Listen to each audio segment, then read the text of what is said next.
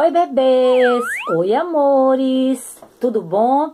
Estamos aqui de novo para darmos continuidade às nossas super dicas para o Enem e para os vestibulares.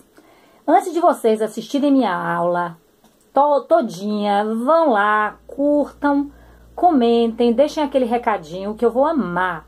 E eu tô assim, cada vez mais, procurando colocar assuntos muito importantes que eu sei que tem muita chance de cair no Enem. A gente vai trabalhar agora uma série de 3 aulas falando a respeito da origem da vida e da origem da célula. O primeiro assunto dentro dessa proposta de revisão deste assunto é a origem da vida química. A origem da vida química, amores, ela também é chamada de heterotrófica. E na realidade, ela foi uma teoria baseada em estudos de um grande cientista chamado Oparin. Oparin e Haldane foram os cientistas que tiveram a percepção com relação à origem da vida a partir de substâncias químicas do meio. Então vamos organizar isso por etapas. Antes da gente começar, pega a canetinha, pega o papel e vamos anotar as informações mais importantes para a gente memorizar. Mais uma vez eu repito, amores, a memória visual e auditiva ela é super importante, mas você escrever lhe dá um reforço que você não tem ideia. Então vamos falar agora a respeito primeiro da origem da Terra. A Terra ela surgiu há aproximadamente 4,5 bilhões de anos, em uma era geológica chamada de pré-cambriano.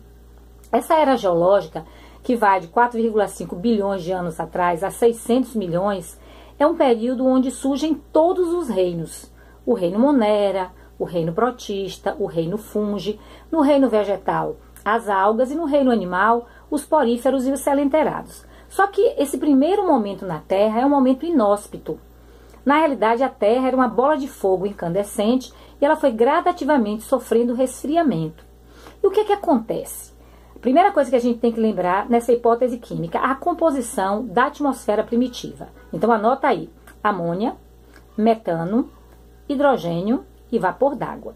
Pronto. O que estava acontecendo na Terra? Não existia o O2, o gás O2. Logo, a atmosfera ela não era oxidante, ela era redutora. Como a Terra estava sofrendo um resfriamento muito grande e não tinha o O2 para se combinar com o O e formar a camada de ozônio, ou seja, não existia camada de ozônio. O que acontece? As descargas elétricas, já que surgia muitas chuvas naquela época, ocorre uma evaporação e essas nuvens se tornam carregadas.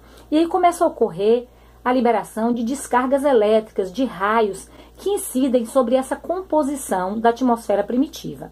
E o que acontece? Na própria atmosfera primitiva se forma a primeira molécula micro, que seria um monômero, que seria resultado da reação dessas descargas sob a composição da atmosfera primitiva, amônia, metano, hidrogênio e vapor, e surgem os aminoácidos. Bebê. Os aminoácidos têm na sua composição 4 elementos químicos: carbono, hidrogênio, oxigênio e nitrogênio, que é o chon. O que acontece? De acordo com os estudos de Oparin, esses 4 elementos químicos faziam parte daquela composição que a gente falou no início.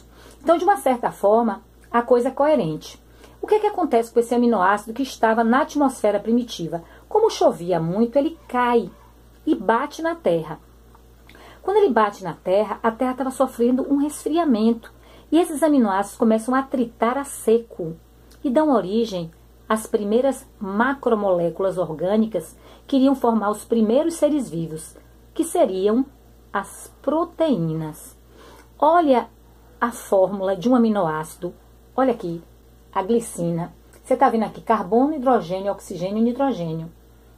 Ou seja, quando esses aminoácidos eles batem na Terra e se atritam a seco, perde-se uma molécula de água e forma-se um dipeptídeo, depois um tripeptídeo, depois um polipeptídeo. Polipeptídeo é igual a proteína.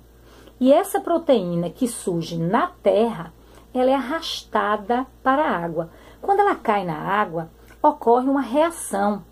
Essas proteínas se ionizam e são envolvidas por uma película de água. O que acontece?